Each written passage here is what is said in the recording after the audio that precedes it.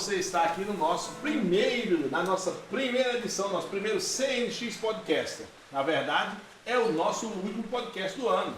Ou como você queira, é o nosso primeiro podcast do ano. Nós estamos começando agora, então é o primeiro e o último. Como os outros serão os primeiros, vamos começar o nosso podcast aqui da nossa CNX, nossa Connection Church. Uma alegria muito grande estarmos no ar, estarmos online com o nosso podcast e vamos conversar sobre assuntos pertinentes, palpitantes, que tenhamos assim aquele desejo de conversar e temas relevantes, temas contemporâneos. E a nossa Connection Church, a nossa grande igreja em Ceilândia, nós temos a alegria de estar sempre buscando ser relevante e levar a palavra de Deus para que muitas pessoas sejam enriquecidas, abençoadas, líderes. Então, você que nos escuta, você que está aí de alguma maneira recebendo pelo Spotify, pelos aplicativos ou pelo YouTube, com imagem, somente o áudio, então seja bem-vindo ao nosso podcast. Nós estamos aqui hoje com nossa irmã Leila Lott e o nosso irmão Robson Costa, membros, sejam todos bem-vindos, membros da nossa Connection Church. Na verdade, aqui é a nossa equipe de ensino, nossa equipe de teologia da CNX, da nossa Connection. Então, sejam bem-vindos em nome de Jesus. Amém. Amém. Muito bem. Então, nós vamos falar hoje sobre o que a gente está esperando nessa virada de ano. 2023 vem aí, sempre é uma grande expectativa, mas a gente não tem apenas que ficar pensando na nossa dieta do curso de inglês, no que é que nós vamos fazer em 2023, mas nós precisamos pensar como a igreja será cobrada, demandada e como ela precisa se posicionar em 2023, porque nunca foi tão necessário, se é que a gente pode usar essa frase, porque a palavra de Deus sempre é necessária, fundamental, imprescindível, indispensável. E a gente precisa saber que a gente quer entender como a igreja deve ser mais relevante num tempo tão desafiador, no dia que se chama hoje, nesse tempo de 2023. Então, essa necessidade da igreja ser relevante, não perder a sua missão profética, ser contextualizada, a coisa está muito difícil, com tantas polarizações, dificuldades, posicionamentos, o politicamente correto, e tantos outros inúmeras discussões que estão em pauta ao mesmo tempo, como a gente poderia dizer, a chapa está quente. Né? Então, a gente tem um texto aqui selecionado, né, irmão Robson? Que texto nós selecionamos aí para a gente ler hoje e a gente começar a bater bola? E a irmã Leila aqui está aqui para a gente conversar coisas muito preciosas. Irmão Robson gosta, a gente gosta de conversar, por isso esse podcast é o primeiro. A gente tem um grande desafio, é terminar esse podcast, porque com as nossas conversas, nós escolhemos começar os três e nós vamos realmente ser essa ideia do nosso podcast, estarmos sendo os três, exceto quando a gente quiser trazer um convidado, uma coisa, um de nós vai revezar, mas porque as nossas conversas têm sido podcasts sem gravação. Quando a gente junta para conversar teologia, relevância da igreja, tem sido muito bom. Daí nasceu essa ideia da gente fazer esse podcast. Mas enfim, Robson, vamos lá. Lê o texto aí, fala que referência que é esse texto, o texto que você mesmo escolheu para que a gente pudesse estar aplicando. Sim. Então, o texto que nós vamos ler se encontra em 2 Timóteo, na segunda carta de Paulo a Timóteo, no capítulo 4. A gente vai começar, porque a gente vai viajar também aqui em alguns capítulos. Né? Mas o nosso texto base aqui que a gente vai usar é 2 Timóteo, capítulo 4, versos 3 e 4, que diz assim: pois haverá tempo em que não suportarão a sã doutrina, pelo contrário, cercar-se-ão de mestres segundo as suas próprias cobiças, como que sentindo coceira nos ouvidos, e se recusarão a dar ouvidos à verdade, entregando-se às fábulas. Então, a gente vai parar por aqui e vamos separar aí essa parte. Lembrando que isso aqui é uma carta, né, de Paulo a Timóteo. Ali, Paulo estava preso lá em Roma e mandou essa carta para Timóteo e certamente ele estava advertindo, né, estava falando de algo daquela época, com certeza antes também já existia. Então, essa questão aí de falsas doutrinas, né, de pessoas querendo encaixar a Bíblia ou querendo deturpar ou de repente, distorcer a palavra. Então, naquela época já tinha, e com certeza isso é uma palavra para nós também. Então, contemporâneo, sim, né? Passando tempo esse texto de Paulo, e tão contemporâneo. Quer dizer, não aceitarão a sã doutrina, mas procurarão aquilo que me apetece, aquilo que é bom para mim. Né? Mestre segundo seu próprio... Isso, segundo o seu próprio coração, o que se encaixa, quais os versículos que eu mais gosto, e aí a gente brinca falando que é o evangelho, né? Sim, evangelho. É a palavra que melhor define, né? Nunca foi tão atual esse texto, né?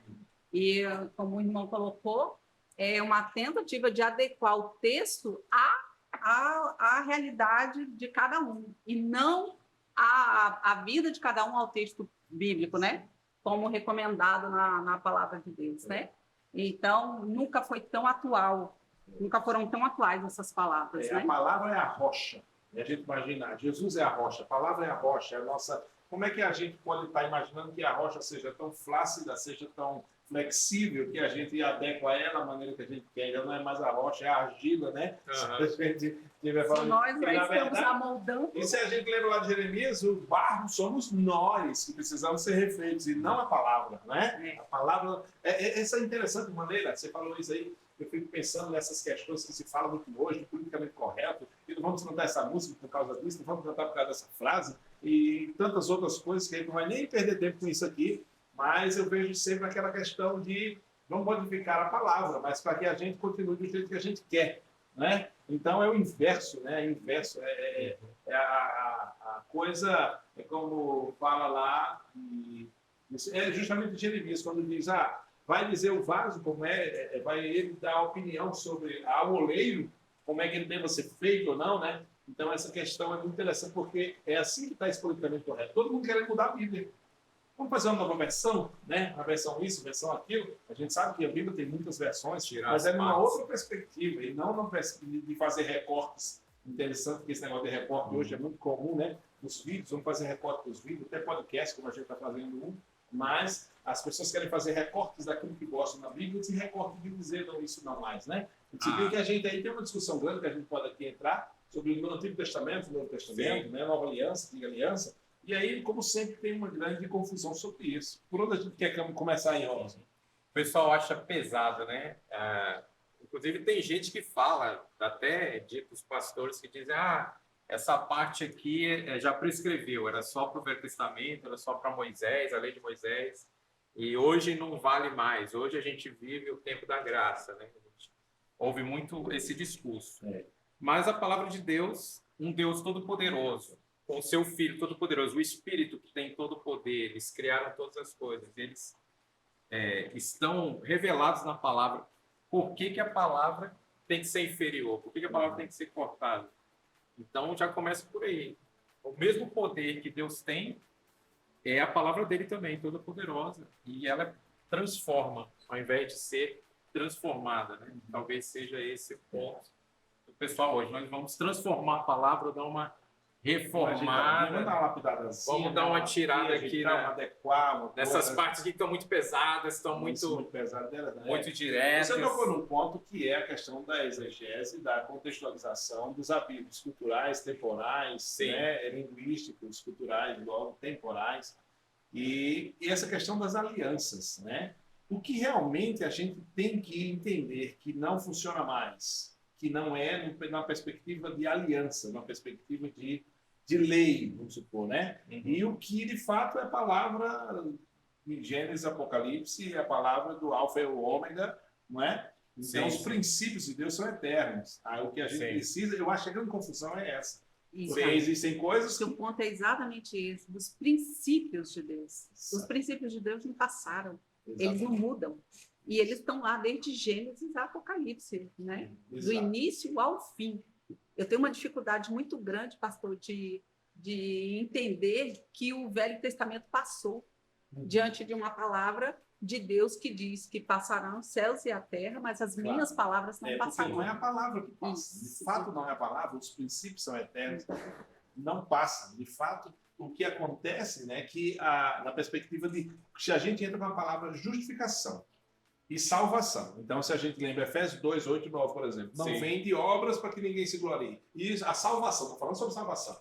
Isso não vem não vem de vós, é dom de Deus. Então, nessa perspectiva, é que, numa perspectiva aliança, Antigo e Novo Testamento, a nossa justificação, de fato, não vem mais da lei. Aí o apóstolo Paulo fala em Gálatas capítulo 3, né? Ó Gálatas, ó insensatos Gálatas, quem vos encantou, né? Quem vos, depois de haveres compreendido a graça, estáis retornando à lei. Mas veja, aí o eixo, o axioma, né, exegético, hermenêutico, é salvação. E nós sabemos que a nossa salvação não vem pela lei, vem pela graça. Então, essa é a... tirando vamos dizer assim, né, os caroços, né, para a gente entender. Então, no que diz respeito à salvação, da justificação, é nossa pela fé. De fato, porque senão, se a gente se embrulha, a gente volta para a lei, foi o que Paulo advertiu em Gálatas, né? Gálatas capítulo 3. Mas os princípios eternos de Deus, eles culminam em Jesus. É interessante a gente ver esse caminhar, né? Desde a lei, Israel, todas as alianças e vindo até Jesus. Efésios capítulo 1, capítulo 2, fala que todas as coisas culminarão aos pés de Cristo Jesus. É tão grande salvação que se concretizou. Aí a gente lembra de Hebreus, quando está citando todos aqueles que esperaram pela fé e pela fé e pela fé, sem obter a concretização da promessa, que era Jesus. Gálatas fala da plenitude dos tempos, né? Que Jesus viria e tudo. E o que acontece? Exatamente esse é o ponto que talvez cause muita confusão hoje. Por quê? Porque tudo aponta para Jesus, a Bíblia, né? Ele é a revelação máxima. Então tudo aponta para ele. Então a lei aponta para Jesus. E a gente precisa entender e explicar também para as pessoas que às vezes fazem confusão é que a lei se cumpriu em Cristo, se cumpre em Cristo. Então aquela lei, e Hebreus vai falar muito claramente sobre isso, né? Muito claramente que a lei era insuficiente, tudo aquilo era insuficiente no sentido de que não dava plena salvação, ele sim era um apontamento, ou seja, um posicionamento em direção a Jesus. E Jesus se cumpriu, em Jesus se cumpriu e ele cumpriu tudo, né, nele. Eles eu vim para cumprir, para satisfazer essa fome da lei, que haveria de ser atendida para a justiça, porque a justiça, essa demanda não há perdão de pecado sem derramamento de sangue, da lei, não haveria paga pelo nosso sangue que viesse a nos dar salvação. E a lei toda, em todo Israel e os profetas, não foi suficiente. É como o apóstolo Paulo fala lá em Romanos 6 e 7, quando diz, para que o pecado se mostre quanto é mal, né? A lei que era boa tornou-se morte para mim, né? Porque o homem não conseguiria se justificar por ela e morreria. Mas, ao mesmo tempo, também, hoje eu estava refletindo sobre isso, vindo para cá, essa questão da lei, né? A lei, Deus criou a lei. Deus criou a lei exatamente para tanger, né, a questão do bem e do mal, a questão do próprio pecado em si. Ela aponta o erro, ela aponta para onde você deve andar. E o perfeito não era a lei, o perfeito era o homem que conseguiria cumprir. Então, para o homem, a lei... A lei ela é maravilhosa, Deus criou. Santa, né? boa, né? Que o apóstolo Paulo ela é boa. Só que o problema é que as pessoas colocam, até mesmo o povo, né? Os judeus, eles colocam a lei acima de qualquer coisa. Então, não é. A lei ela é um caminho até Jesus. Né? A palavra aio, né? Eu acho que é usado no Novo Testamento, aio, né? Como o marco, aquilo que é o fundamento, aquilo que está ali firmado, né? É aquele que conduz, né? O aio é o condutor para... Exato. Trilho. A lei conduz a Cristo porque o fim da lei é Cristo, né? Quer dizer, Jesus é o cumprimento da lei, né? Ele é o encerramento da lei. Aí a minha reflexão era a seguinte: imagina e existe, né? Um mundo sem leis. Como é que seria? Anarquia. E é o que é o contrário, né? Anomia. Então a lei ela é importante, porém o que a gente vê na Bíblia é o apontamento ali para o caminho que é Jesus. Né? Jesus ele é o ápice. Então tudo se cumpre nele. Exato. Agora, não quer dizer que prescreveu, como alguns dizem. Não é isso. Estava apontando. E Hebreus vai falar claramente. E foi atendida. A fome da lei foi suprida, foi saciada. Era um apontamento, como você falou, um trilho até chegar, né, culmina ali em Jesus. Isso não significa que a lei, em toda a lei é santa e boa, como diz o apóstolo Paulo. Sim. Ela se torna, vamos dizer, inadequada, não ela, mas por causa do pecado do homem, é isso que o apóstolo Paulo diz. Sim. Eu não consigo, é inexequível, é impossível eu me justificar pelos meios da lei. É impossível, não conseguirei. Então, daí Jesus veio para suprir, né? E eles vêm para cumprir, para atender essa fome da lei, será paga, porque é aí que Deus deu o seu filho, né? Deus deu o seu próprio filho para pagar a conta que lhe era devida, de fato, porque essa conta não era devida ao mal, ao diabo, à morte, nada disso, era devida à justiça de Deus, né? Porque Deus foi... Então, essa inadequação era por causa do pecado do homem, o apóstolo Paulo diz em Romanos. Mas sabe o que eu lembro agora, irmã Leila e Robson? Quando Simeão tomou Jesus nos braços, né? Uhum. Simeão tomou Jesus no braço e disse: Pai, agora despede em paz teu servo. Meus olhos já viram o quê? A tua salvação. A salvação chegou, né? O prometido, o Messias, o prometido, aquele que viria salvar Israel. Então, Simeão, ele faz um fechamento no discurso entre esse gemido da lei e a chegada do Salvador, né? O bendito Salvador. Então, essa questão de dizer, Deus, agora eu posso morrer, porque meus olhos viram a tua salvação. Se a gente analisar a profundidade do que ele estava dizendo, agora eu estou satisfeito. Uhum. Agora eu vejo a salvação. É uma questão de fé, né? A gente pode imaginar, da mesma maneira como Abraão creu, né? E ele foi imputado por fé, ele reconheceu e disse: meus olhos viram a salvação. Que havia sido prometido a ele também, né? Isso. Ele pediu que não levasse enquanto ele não visse a salvação.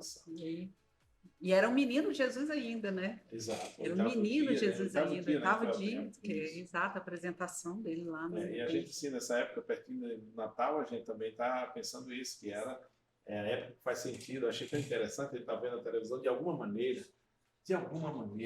a gente está falando em relevância, está falando nesse tempo aqui, essa questão de... Eu vi, não sei qual programa, vi vários artistas, todos dizendo, não esqueçam o sentido do Natal. Eu acho que o Ratinho estava falando, não sei se era no programa dele, eu acho que tinha vários artistas juntos. Eu não sei se era no programa do Silvio Santos, eles estavam dizendo, estava o Portiolli, o Ratinho, e todos dizendo a mesma coisa. Ratinho dizendo, né? Ratinho, um artista brasileiro conhecido, todos sabem quem é.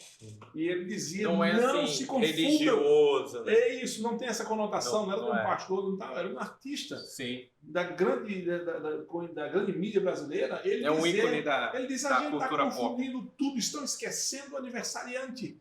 Estão esquecendo que ele falou isso faz 2 dias, acho, não me lembro que dia foi agora. Ele disse, não esqueçam, Natal é Jesus, Natal é Jesus. Então você vê, e o Portiolli estava do lado, falou a mesma coisa, não sei tinha uns 4 artistas, eles falando a mesma coisa. Então, de alguma maneira, Deus está usando de uma forma poderosa. E a gente vê um tempo dessa polarização, que a gente vê coisas tão indescritíveis, impronunciáveis, né? Nas mídias digitais hoje, por aí, as bocarrices, as coisas terríveis. E a gente vê também o sal salgando. Sim. Então, que como a gente poderia... até de pouca de pessoas que a gente fala assim, esse cara não é cristão, crente assim, né? Isso. E ele está proclamando ali. Deus está usando aquilo ali como uma boca de exatamente. Deus, né? Porque a palavra de Deus. É aquela questão, Deus é o Senhor de tudo. Sim, sim. Deus não é o Senhor apenas da igreja. Eu ia falar exatamente isso. Isso só a sensação que eu tenho, quer dizer, não é sensação, que reafirma a ideia de que Deus não perdeu o controle de nada. Ele não perdeu o controle de nada. O nome de Jesus está sendo proclamado nos últimos tempos muito mais do que há um tempo atrás, né? E a gente está vindo de toda parte, né? Sim. Da onde a gente espera e da onde a gente não espera. É verdade. Está vindo o nome de Jesus sendo proclamado, né? Olha a surpresa, a gente tem assim, olha quem está falando. As pedras estão clamando. Essa questão, Leila e Robson, essa questão de tantos artistas, a gente está vendo também aí, eu lembro de uma palavra de um pastor presbiteriano chamado Robson Grangeiro. Ele hoje é o chanceler, se não me engano é isso, o chanceler do Mackenzie em São Paulo. Meu amigo de muito tempo, ele é de João Pessoa, da igreja presbiteriana Tambaú. E ele fala uma frase um dia no programa que ele tinha no sábado pela manhã, isso tem uns 25 anos atrás. Eu tinha 7 anos nessa época. Brincadeira. Mas eu nunca esqueço algumas frases que algumas pessoas falam na história da minha vida. E ele disse uma coisa. Ele estava falando sobre o crescimento da igreja. Isso bota 30 anos atrás. Que anos nós estávamos aí? 90, 80, devia ser anos 80 alguma coisa, perto de 90. Sim, sim. Então, e estava uma ebulição do evangelho no Brasil. Sim. Né? O evangelho no Brasil estava a chapa esquentando. Sim. E ele falou uma frase. Muito grande. Acho o Robson Grangeiro, se esse podcast chegar até ele, ele disse assim: a igreja cresce e ela vai crescer. Sim. Mas não se iludam. Com o crescimento da igreja crescerão inúmeros problemas. Porque é a mesma coisa de uma criança. Uma criança cresce e cresce. A família cresce e cresce problemas também. Sim. Então não se aterrorizem. Sim. Então por que eu estou falando isso? Porque muitos artistas se convertendo. Daqui a pouco a gente vê um falando um monte de bobagem. A gente vê um depois desistindo. Dizendo que a igreja que ela foi, sei lá, qualquer coisa, foi abusada intelectualmente, bababá, depois, né, que ganha toda uma mídia porque agora é gospel e lá vai. Quantos vai e vens, quantos ioiôs a gente já viu nessa história de artistas converterem. Mas muitos artistas têm se convertido e o evangelho, antigamente, se a gente colocar nem muito tempo atrás, talvez 40 anos atrás, o evangelho era aquela coisa de um povinho pequenininho das periferias, aquela coisa estereotipada, não era? Exato. Hoje não é mais. Não é mais. Hoje não é mais. A gente está vendo os televisores, os grandes televisão e grandes canais e grandes artistas se pronunciando, claro, com algumas coisas que a gente fica às vezes assim, porque numa linguagem ele é um artista, às vezes com uma roupagem, uma maneira, mas um dia desse eu vi uma cena bem assim mesmo, e eu disse, meu Deus, que coisa atípica a uma mensagem do Evangelho, mas eu não tenho como negar, isso é o Evangelho que está sendo anunciado. E aí me lembra o apóstolo Paulo, Filipenses capítulo 1, verso 8. Filipenses, quando ele diz de toda maneira. Sim. Né? Que importa que de toda maneira o Evangelho seja anunciado. Sim. Né? Então, essa questão dos artistas, essa pulverização, igreja explodindo. Aí, muitas vezes, a gente fala também, já estou problematizando um outro ponto, a superficialidade, não a profundidade, né? A gente fala muito nisso. Como é que a gente vê isso aí? Esses artistas, essa ebulição? Eu vejo assim, já comentei, eu sempre comento da seguinte forma, a grande questão é que a gente, é um dos pilares da igreja, né? Que é o ensino bíblico, que a gente bate muito lá na nossa igreja. Graças a Deus a gente está tentando fazer o dever de casa, caminhar bem com isso, né? Tendo profundidade na palavra. 2 pontos. Esse do ensinamento bíblico, que é fundamental e às vezes não chega até eles da forma adequada. E segundo, que talvez um vai caminhar com o outro, é a questão do discipulado. Ele ter alguém para andar com ele, que seja ali uma pessoa idônea, uma pessoa que vai cuidar mesmo dele. Então, eu vejo assim, dentro da parábola ali do semeador, né? A semente cai. Sim. Só que acontece diversas coisas. Por que a semente fica também, no último caso ali, que a semente germina e tal, e dá fruto? O que acontece? É quando exatamente há essa questão. A palavra está sendo edificada pela palavra e também está sendo cuidado por alguém para ser discipulado de forma adequada e tendo um ensinamento adequado da palavra. Então, quando não há isso, a gente vê isso aí que o senhor comentou, a questão de artistas que às vezes desistem. Você pode ver a pura parábola do semeador.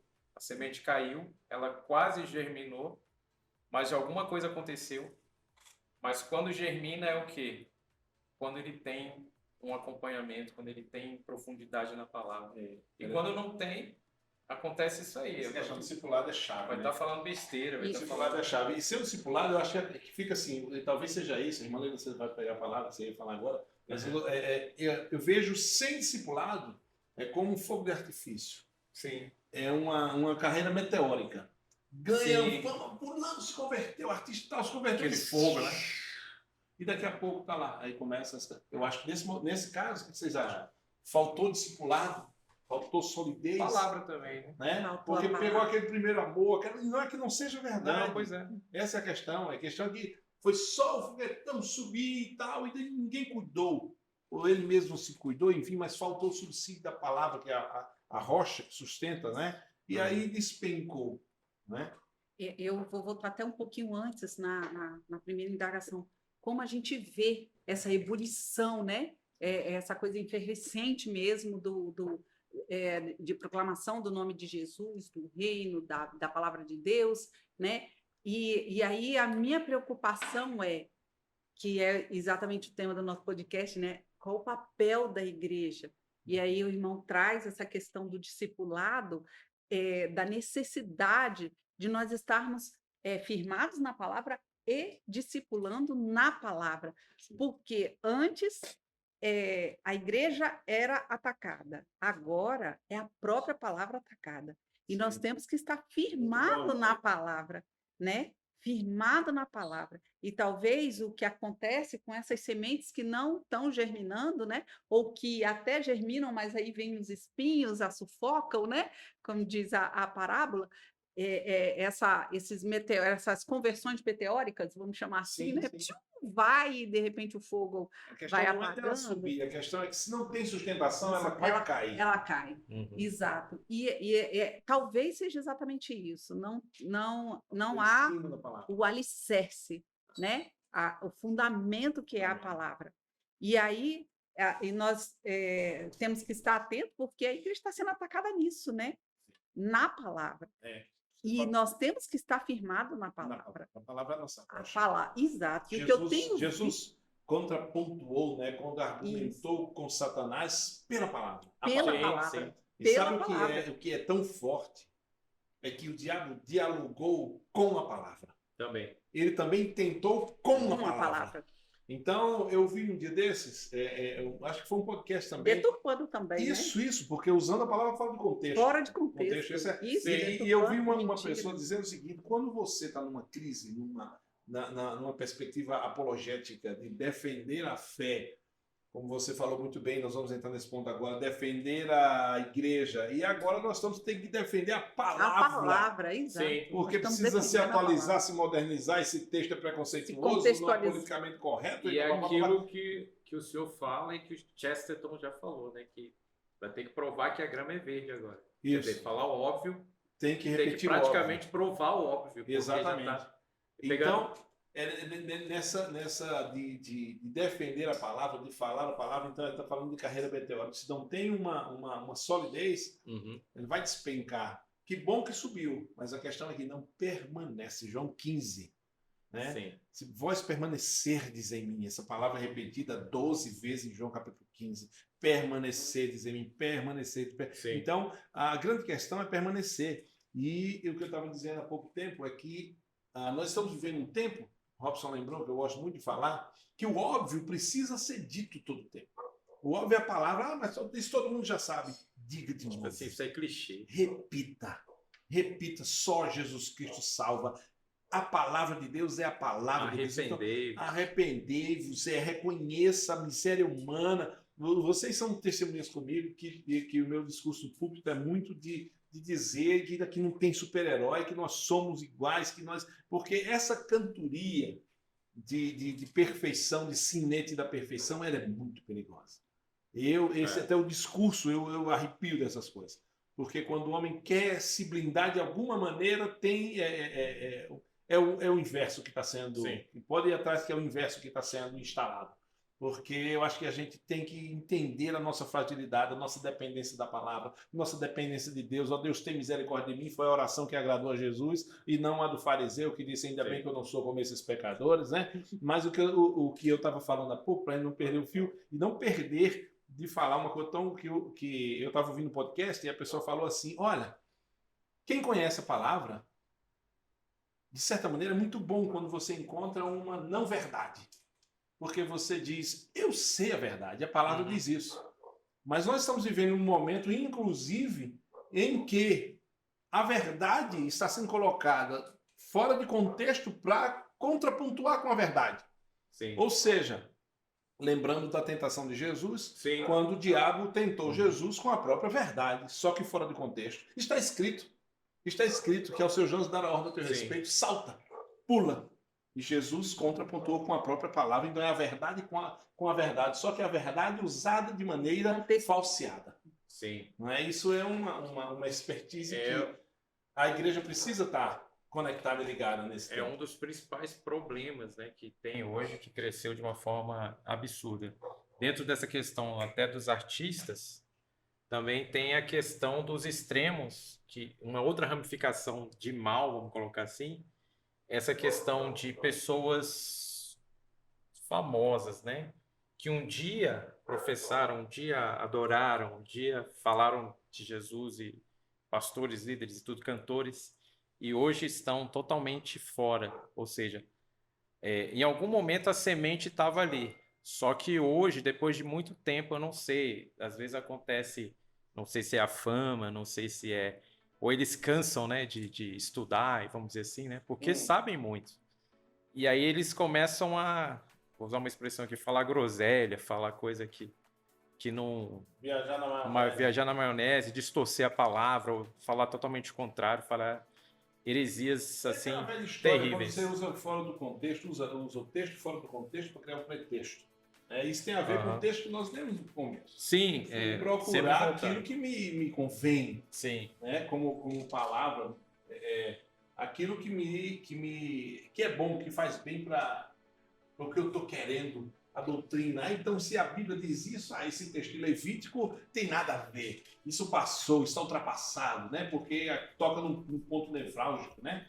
Então, essas coisas eu vou adequando. No fim, volta para aquele ponto que a gente, de fato, começou o texto, né? E dentro do texto, ele fala assim que o contexto é: alguém vai falar isso porque existe um grupo que quer ouvir isso. Eu não posso ser. Então eles Na falam... verdade, eu fui lá uma vez, conversei com eles, são tudo gente boa, mas eu tenho amigos lá. Preciso defender essa frente. Então eles falam para agradar aquele grupo.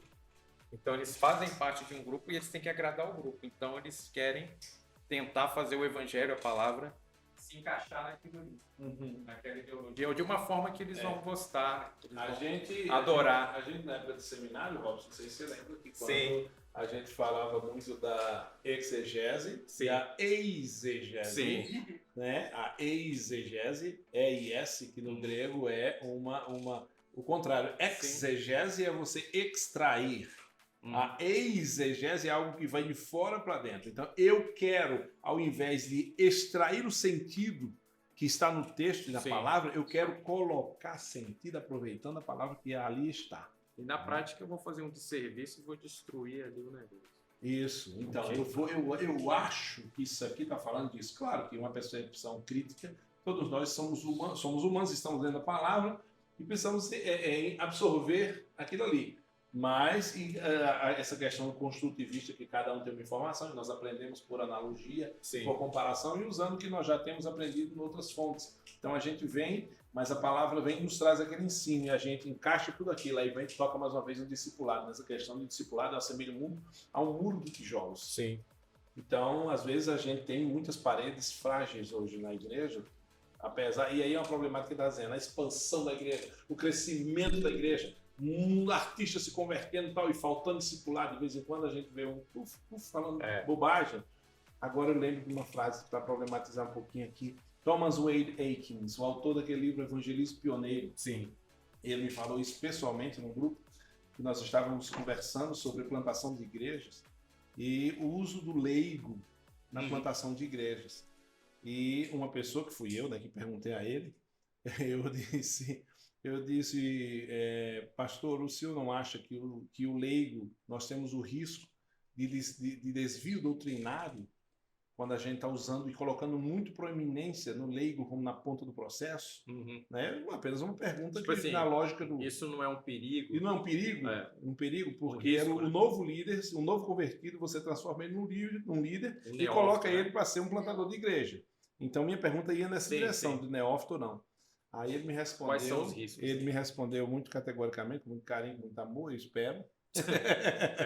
Ele disse...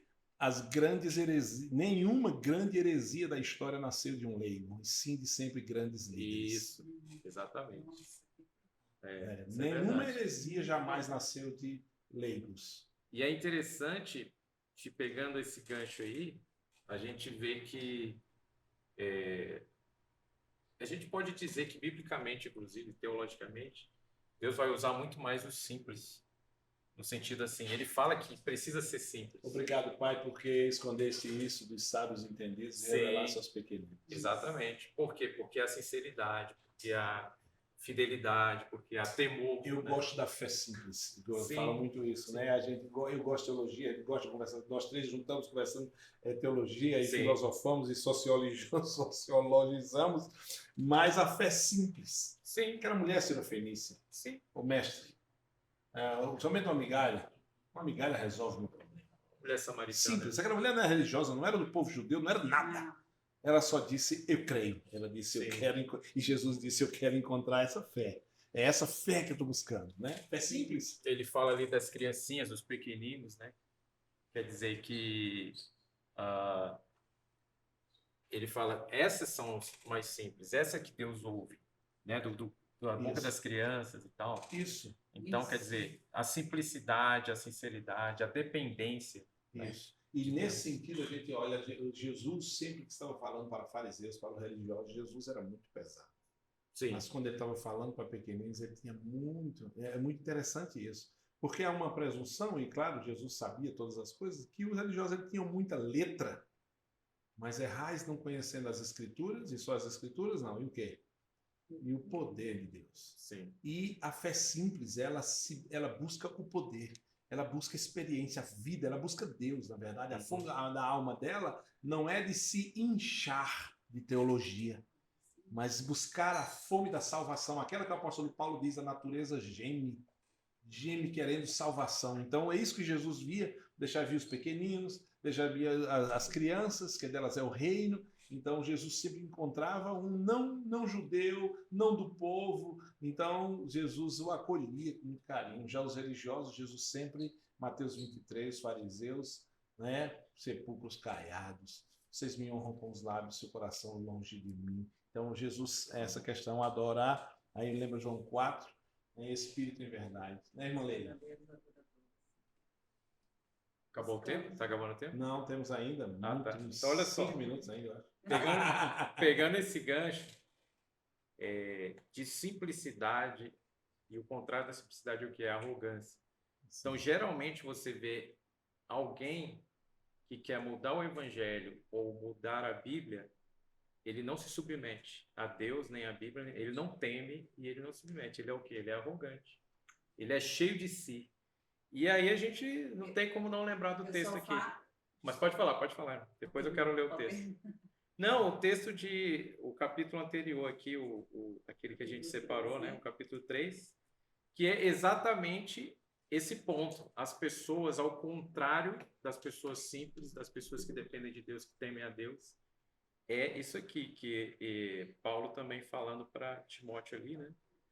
No capítulo anterior, ele diz no verso 1 até o 5, ele diz assim: sabe, porém, isto, nos últimos dias sobrevirão tempos difíceis, pois os homens serão egoístas, avarentos, jactanciosos, arrogantes, blasfemadores, desobedientes aos pais, ingratos e irreverentes, desafeiçoados, implacáveis, caluniadores, sem domínio de si, cruéis, inimigos do bem, traidores, atrevidos, enfatuados, mais amigos dos prazeres do que amigos de Deus, tendo forma de piedade, negando-lhe, entretanto, o poder foge também deles. Então, a gente vê o contrário. Então, geralmente, essas pessoas que colocam bandeiras, né? Não, a Bíblia não a Bíblia precisa ser atualizada, então o evangelho está errado. Tem que ser uma nova versão. Aí. Essas pessoas, elas estão com esse sentimento, elas querem que o ego delas seja satisfeito, seja inflado, e o evangelho tanto faz, o evangelho vai se encaixar. Aí não aquela questão do vaso na mão do oleiro, no caso, isso. O oleiro são eles, e eles querem que a Bíblia seja o barro, né? Só que não é. A Bíblia é a rocha. A Bíblia é que vai transformar, Exatamente. A Bíblia é que vai moldar, e nós devemos nos moldar a ela. Só que eu lembrei aqui, Maneiro, vai falar. Só para não perder, né, esse gancho, quando o irmão fala de ser arrogante e tal, e uma coisa que me chama atenção é que são arrogantes, mas sem demonstrar arrogância. Aqui, ó, né? Como fala aqui, ó, como fala o finalzinho aqui, era o que eu ia falar, e está bem doce, aqui, né? Mano, uma fala doce, você né? não acha, Sutil, mansa, você não acha né? que a Bíblia é muito radical, isso, né? Você não acha que vai todo mundo pro céu? Acha que Deus é bom, vai mandar alguém pro Jesus inferno, ama vai todos. como Jesus vai rejeitar? Todo mundo é pro céu. Isso mesmo. E todas essas coisas me remetem ao papel de como a igreja vai agir nisso tudo, como a igreja... E isso aliado a toda a modernidade que nós estamos, como nós vamos alcançar, como nós vamos nos posicionar, né, como igreja, né, diante de tudo isso, né? Exato, é uma necessidade, né? Exato. Aí a gente, nos últimos 5 minutinhos que faltam aqui para o nosso podcast, você não sai agora, vamos terminar já, e quero que você venha aqui. Eu quero colocar uma coisa aqui no final. Vamos esperar que 5 minutos dê para a gente terminar. Alguém já falou que a igreja, ela nasceu para estar de joelhos diante de Deus e de pé para dizer ao mundo que só Jesus Cristo salva. Sim. Alguns afirmam, alguns, vamos dizer assim, na maneira do que nós vivemos hoje, de tantos paradoxos, tantas polarizações, enfim, que a igreja tem estado de joelhos diante do mundo. E o seu papel profético está comprometido uma vez por isso, por estar negociando tantas coisas e por vezes princípios. Chama até contextualização. Sim. Que eu gosto muito de contextualização, de análise de cultura, essa questão de linguagem e mensagem. São duas coisas que a gente pode aqui no outro podcast, porque a mensagem nunca pode mudar. A linguagem, ela é dinâmica, é cultura. A cultura vem as novas coisas, mas a mensagem não muda. O princípio é eterno. O princípio não se negocia, o princípio não muda. Então, essa questão da igreja tem que permanecer. Você pode deixar só um versículo aqui agora para passar a palavra para vocês. Coríntios 8:2, o apóstolo Paulo diz: todo aquele que julga saber alguma coisa, com efeito não aprendeu, como convém saber. Então, o que o apóstolo Paulo está dizendo assim, mais uma vez para os fariseus, vocês estão inchados de teologia. Hoje eu estava escutando o Paul Washer. Paul Washer. E ele estava dizendo, eu ouvi alguns novos convertidos dando testemunho. E eu quero dizer que, ouvindo esses novos convertidos dando testemunho, eu não cresci em nada na absorção de teologia. Mas eu ouvi ele falar umas coisas tão lindas que eu já me esqueci de sentir. Sim. Olha só, o fogo do primeiro amor. Como nós, igreja, temos perdido esse fogo. Você vê, é Paul Washer falando isso, né? Um grande pastor, e ele diz, eu sou pastor de um sermão só. Eu sou conhecido por causa de um sermão apenas. Né? E ele estava dizendo isso, na questão, nós não podemos perder esse carisma, essa vida, esse espírito, esse vigor, não é? Em nome de uma teologia apenas da letra, porque aí é isso que a gente está falando, né? Nenhuma coisa nem outra, mas terminando aqui, você estava falando da arrogância de homens que usam a palavra fora do contexto e querem mudar segundo o seu bel prazer. E a gente está voltando já para o ponto de início, e eu queria deixar para vocês aí falarem quando o apóstolo Paulo diz o conhecimento incha. Né? E nós precisamos conhecer, erramos não conhecendo as escrituras e o poder de Deus. Essa questão que eu vejo nos últimos tempos, vou terminar minhas palavras, se Deus quiser agora, é que a chave para os últimos tempos, nós precisamos muito de palavra. Sim. Mas não podemos deixar de crer e saber do poder, porque os fariseus tinham muita palavra e eram muito zelosos. mas não conheciam o poder de Deus e erraram por isso. Claro que nós errarmos a palavra, nós também vamos errar, mas a palavra diz as duas coisas, Escrituras e o poder de Deus. Então, pronto, nesse final dos tempos, nesse final do tempo do podcast, nesse final dos tempos, 2023, a relevância da igreja, de pé diante do mundo, falando o poder de Deus. Sim. O que é que vocês acham disso? A minha palavra de encerramento, as minhas considerações finais, é exatamente nesse sentido. Quanto mais a gente fala sobre a situação atual, até mesmo dessa explosão do evangelho, a gente vê a necessidade de nós estarmos estudando a palavra, conhecendo a palavra e o poder de Deus através da palavra. Não tem da onde nós nos enchermos com o poder de Deus sem ser através da palavra. Sim. Então, estudar a palavra é a chave para hoje. É a chave. Por quê? Estão atacando a palavra. E você precisa conhecer a palavra para atacar o ataque. Sim. Né? Ou para contra-atacar, né? Aquela situação que o pastor trouxe entre Jesus e o diabo mostra exatamente isso. O diabo usou a palavra e Jesus contra-atacou com a palavra. E nós precisamos disso. Nós só vamos conseguir não nos deixar, como fala, ser iludido, ser enganado, se nós conhecermos a palavra. Sim. Né? Então, a gente precisa conhecer a palavra. Jesus combateu com a palavra no contexto certo. Então, essa contra-argumentação é muito interessante de a gente saber, e a igreja está preparada na palavra para dizer isso não quer dizer isso. Uhum. Né? A palavra quer dizer isso, porque veja bem, a discussão nós estamos vivendo, inclusive, sobre o politicamente correto e essa polarização da nossa sociedade, do mundo, de uma maneira geral. Então, a questão de as pessoas discutirem sobre eixos diferentes. Você nunca vai conseguir discutir com uma pessoa que não tem eixo.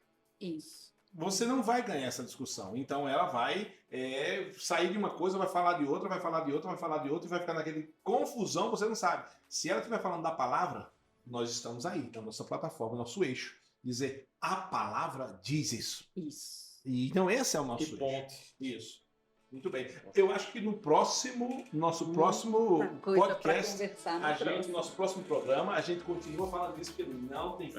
E olha, eu tenho coisas para trazer no próximo. Inclusive, eu tenho as minhas considerações finais. Ainda tem diretor? Ainda dava a consideração final do Robson? Sim, porque ele está pedindo os direitos dele. Eu tenho direito a réplica. Direito de resposta. Direito de resposta. Ele está me apontando ali que o nosso tempo já acabou. Fala, Robson. Dentro de tudo que foi falado, e o senhor falou do Paul Washer, eu lembrei da simplicidade que a gente continua. Tem que saber da palavra, tem que entender, tem que buscar, tem que estudar, né, a fundo, mas com simplicidade, não com arrogância. Por quê? Você nunca vai conseguir convencer um arrogante, isso que o senhor estava falando. Geralmente você vai discutir com alguém, se a pessoa for arrogante, e mesmo que você fale da palavra, você fala o que é certo, ela não vai aceitar. E eu lembrei daquela música, né? Quero ser como criança. Acho que é do David Keeler, não sei. Eu acho que é. Então, aquela música, ela descreve isso.